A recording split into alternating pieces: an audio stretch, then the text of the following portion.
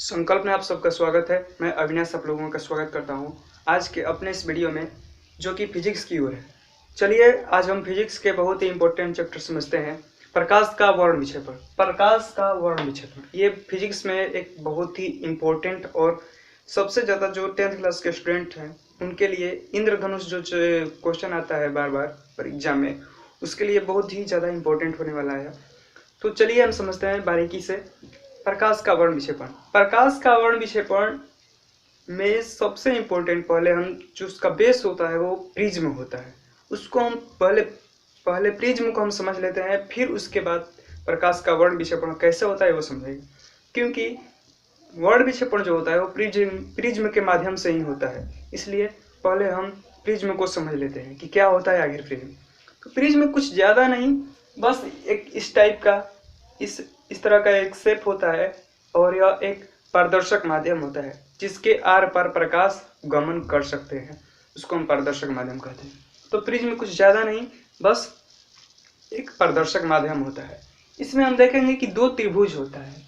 इसमें कुल 5 सतह होते हैं, जिसमें दो त्रिभुज होते हैं, दो त्रिभुज, टू त्रिभुज और साथ में 3 गो आयत होता है। कितने आयत? प्लस 3 आयत होते हैं। 2 त्रिभुज होते हैं और 3 आयत होता है। एक देख सकते हैं यहाँ पर आयत, एक यहाँ पर आयत और एक उस किनारे का जो इधर इस साइड का हटे वो आयत। 3 आयत को हम देख सकते हैं। तो प्रिज्म में कुल कितने सतह? 5 सतह।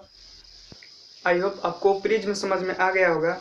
अब हम चलते हैं, अब प्रिज्म समझ लिए तो अब हम प्रकाश का वर्ण विक्षेपण समझ सकते हैं। देखिए प्रकाश के वर्ण विक्षेपण में सबसे पहले क्या किया जाता है कि एक प्रिज्म को सूर्य प्रकाश के रास्ते में रखा जाता है। ठीक, यह मान लीजिए कि एक प्रिज्म हो गया त्रिभुज के आकार का, ठीक, और यह श्वेत प्रकाश या सूर्य प्रकाश हो गया। इसको हम क्या बोलेंगे बाबू? इसको हम श्वेत प्रकाश या सूर्य प्रकाश बोल सकते हैं, कोई दिक्कत नहीं। श्वेत प्रकाश या सूर्य प्रकाश के रास्ते में जब एक प्रिज्म को रखा जाएगा, अर्थात एक प्रिज्म से होकर के श्वेत प्रकाश या सूर्य प्रकाश को प्रवाहित किया जाएगा, गमन कराया जाएगा, तो यह श्वेत प्रकाश यहाँ से प्रिज्म से अपवर्तन के बाद, मान के चलिए कि श्वेत प्रकाश आता है, यहाँ पर पुनः एक बार अपवर्तन होता है और यहाँ से फिर एक बार अपवर्तन यहाँ पर होगा, और इस अपवर्तन के बाद में, लास्ट वाले अपवर्तन के बाद में, ये जो सूर्य प्रकाश है, यह जो सूर्य प्रकाश है जिसे हमने प्रिज्म से होकर प्रवाहित किया है, यह सूर्य प्रकाश को हम एक पर्दे पर अगर प्राप्त करें, एक पर्दा लगा दें उसके आगे, तो ये जो सूर्य प्रकाश है 7 रंगों में विभक्त हो जाता है। 7 अलग अलग कलर्स में, डिफरेंट कलर्स में, 7 डिफरेंट कलर्स में ये विभक्त हो जाता है और यह विभक्त होकर एक पर्दे पर हम इसको प्राप्त कर सकते हैं। ठीक, तो यही घटना को हम प्रकाश का वर्ण विक्षेपण कहते हैं। यही घटना प्रकाश का वर्ण विक्षेपण कहलाता है। क्या बाबू, क्या होता है प्रकाश के वर्ण, फिर क्या होता है प्रकाश के वर्ण विक्षेपण में? सूर्य प्रकाश या श्वेत प्रकाश को प्रिज्म से प्रवाहित करने पर अपवर्तन के बाद ये सूर्य प्रकाश 7 अलग अलग रंगों में विभक्त हो जाता है। इसी घटना को हम प्रकाश का वर्ण विक्षेपण बोलते हैं। फिर से एक बार, प्रिज्म से होकर श्वेत प्रकाश या सूर्य प्रकाश को प्रवाहित करने पर यह सूर्य प्रकाश या श्वेत प्रकाश 7 अलग अलग रंगों में विभक्त हो जाता है, जिसको हम एक पर्दे पर प्राप्त करते हैं। उसी को हम प्रकाश का वर्ण विक्षेपण, इसी क्रिया को हम प्रकाश का वर्ण विक्षेपण कहते हैं। तो हमने बोला कि ये 7 डिफरेंट कलर्स में विभक्त हो जाते हैं। तो कौन कौन से कलर्स होते हैं बाबू, उनका हम पहले नेम जान लेते हैं। तो देखिए नेम, सबसे ऊपर जो होता है रेड, ये रेड, इसके 7 कलर्स होंगे, red, orange, yellow, green, blue, indigo और violet. 7 different colours, red, orange, yellow, green, blue, indigo और वायलेट। अगर हिंदी में बात करें तो रेड, लाल, नारंगी, पीला, हरा, नीला, जामुनी और लास्ट में बैंगनी। इसके लिए एक ट्रिक आता है, इन सातों को याद करने के लिए एक ट्रिक आता है। देखिए, एक इंग्लिश में भी ट्रिक है, एक हिंदी में भी ट्रिक है। पहले हम इंग्लिश वाला का देख लेते हैं। इसका ट्रिक यह है कि ऊपर से शुरू करते हैं। रोए, ROY से रोए, जी, रोए जी वीर बहादुर, रोए जी वीर बहादुर। आप ऐसे याद कर सकते हैं, रोए जी वीर बहादुर। रोए मतलब ROY, R से रेड, रेड मतलब लाल, O से ऑरेंज, ऑरेंज मतलब नारंगी, Y से येलो, येलो मतलब पीला, रोए जी, जी से ग्रीन, ग्रीन से हरा, और रोए जी वीर बहादुर, बी से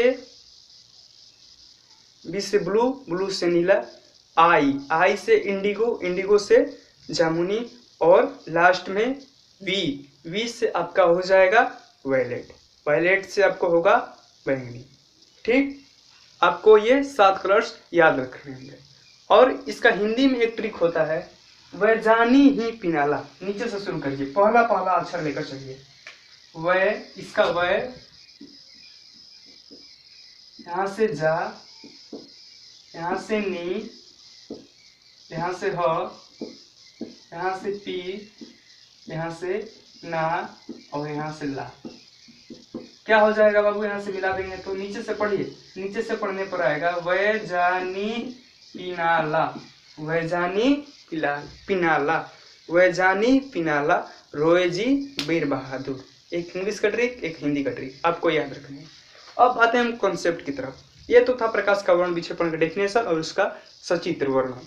अब हमको क्या कुछ कॉन्सेप्ट याद रखने हैं। कॉन्सेप्ट यह कि इसमें दो चीजें याद रखते हैं, एक तरंग दैर्ध्य और एक विचलन, कोण, कोण का विचलन। ठीक, तो देखिए, तरंग दैर्ध्य की अगर बात करें तो तरंग दैर्ध्य का मतलब यह होता है कौन सा रंग सबसे अधिक तेज चलेगा। अगर यहां से जब प्रवाहित होगा रंग तो सबसे पहले कौन पहुंचेगा, सबसे उसका किसका चाल सबसे अधिक होता है, इस बात को तरंग दैर्ध्य कहते हैं। तरंग दैर्ध्य दूरी होता है। ठीक, तो देखिए, उसके लिए एक हम क्रम अपनाएंगे, सबसे पहले कौन, उसके बाद कौन, उसके बाद में कौन, उसको हम, चलिए अब हम देख लेते हैं किस रंग का कितना तरंग दैर्ध्य होता है, मतलब सबसे अधिक तरंग दैर्ध्य किसका होता है और सबसे कम, और उसका एक क्रम देख लेते हैं और ऑर्डर देख लेते हैं, order from of the colours. देखिए, सबसे अधिक तरंग दैर्ध्य लाल का होता है, लाल का तरंग दैर्ध्य सबसे अधिक होता है। इसीलिए आप लोग देखे होंगे कि कहीं पर भी लाल कलर दिखाई देता होगा तो वो हमको सबसे पहले दिखाई देगा, इसका तरंग दैर्ध्य अधिक होता है। इसीलिए ट्रेन के जो पटरियां होती है, उसके रास्ते होते हैं, उसके सिग्नल के लिए रेड कलर का उपयोग अधिक किया जाता है। क्यों? क्योंकि वो अधिक उसका तरंग दैर्ध्य होता है और वो हमें सबसे पहले दिखाई देता है, इसीलिए हम लाल का अधिक उपयोग करते हैं। ठीक, तो सबसे अधिक तरंग दैर्ध्य किसका हो गया बाबू? लाल का। अब उसके बाद में नीला, लाल के बाद में नीला, ब्लू कलर का अधिक होता है।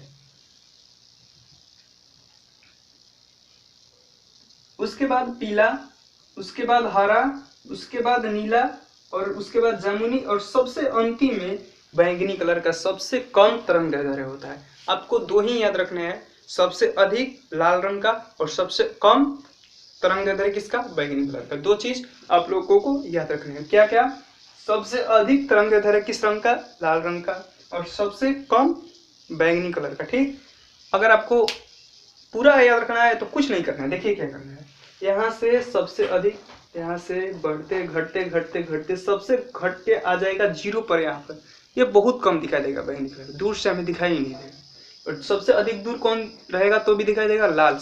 दूर रहेगा फिर भी दिखाई देगा, थोड़ा ही दिखाई देगा लेकिन देगा। सबसे अधिक तरंग दैर्ध्य लाल कलर का होता है। ठीक, अब हम देखते हैं कि सबसे झुका हुआ कौन होता है? कोण। अगर ये तो देखिए, आप यहाँ पर देखेंगे कि एक कोण के ऑर्डर में ये सब कलर झुके रहते हैं।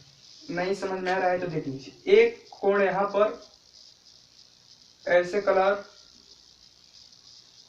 एक विचलन बनाते हुए, एक गैप बनाते हुए, दूरियां बनाती हुई ये झुकती चली जाती है। देखिए यहाँ से ये झुक कर यहाँ पर आया है, फिर झुक गया है, फिर झुकेगा यहाँ पर आकर ऐसे, फिर झुकता चला जाता है। ठीक है, झुक ही जाएगा। तो कौन सा सबसे अधिक, किसका झुकाव सबसे अधिक होता है? विचलन का मतलब झुकाव। सबसे अधिक झुकाव किसका कलर करते हैं?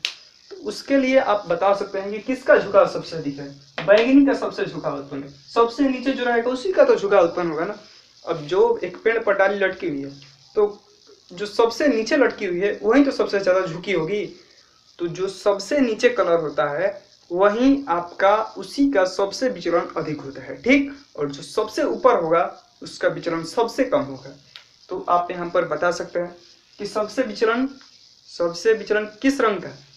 बैंगनी रंग का। और सबसे कम विचलन लाल रंग का। सबसे अधिक तरंगदैर्ध्य किसका? लाल का। सबसे कम तरंगदैर्ध्य बैंगनी का। सबसे अधिक विचलन किसका? बैंगनी का। सबसे कम विचलन किसका? लाल का। तो ये एक दूसरे के उल्टा होते हैं, ओपोजिट होते हैं, विपरीत कहते हैं इसको। तो आप ये दो चीज याद रखेंगे, विचलन और तरंगदैर्ध्य। ठीक, विचलन याद रखेंगे, तरंगदैर्ध्य याद रखेंगे।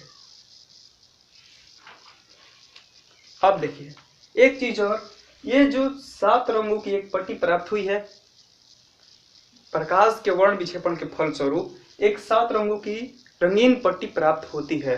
ठीक, ये जो हुई है, ये 7 रंगों की एक रंगीन पट्टी प्राप्त हुई है ना। और इसी रंगीन पट्टी को हम स्पेक्ट्रम बोलते हैं। क्या बोलते हैं? स्पेक्ट्रम इंग्लिश में बोलते हैं, वर्णपट हिंदी में बोलते हैं। स्पेक्ट्रम या वर्णपट, ये इंग्लिश नाम है स्पेक्ट्रम और हिंदी नाम इसका वर्णपट होता है। तो आज की वीडियो में हमने क्या देखा?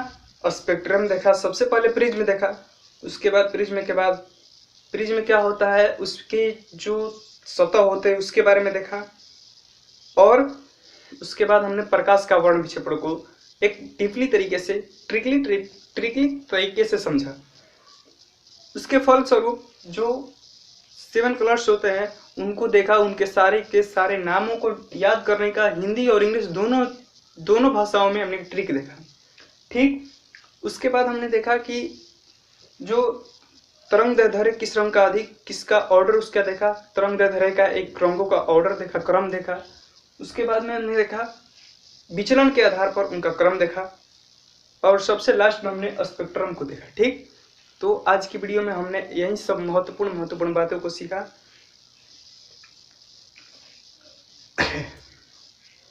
और इंद्रधनुष की बात करें तो इंद्रधनुष में बिल्कुल यही कलर होते हैं, 7 कलर।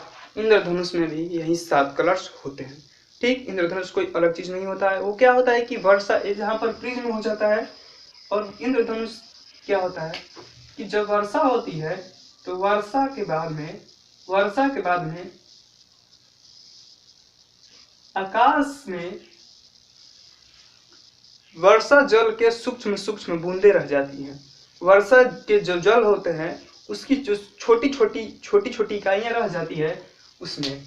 अब भाई यह हो गया सूक्ष्म कण, मानकर चलिए कि यह जो हो गया वो बिंदु हो गया। क्या कैसी बिंदु? छोटी इकाइयां किसकी? जल की। अब उगेंगे यहाँ पर सूर्यदेव, यहाँ पर सूर्य भगवान जब उगेंगे, सन, तो यहाँ पर लाइट आएगा बाबू।